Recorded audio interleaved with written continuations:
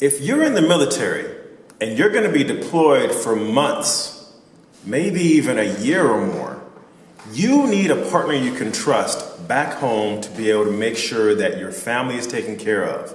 This is often your wife or your husband. But what if you don't have either?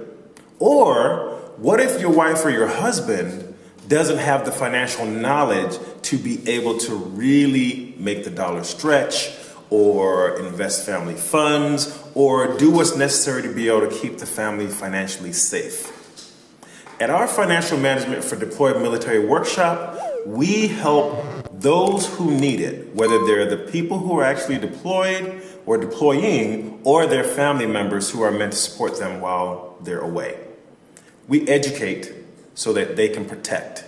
And the more they're able to learn, the better they can identify scams, avoid the scams, and make things go further from a financial perspective for our deployed military. And that is a goal that I think we can all get behind.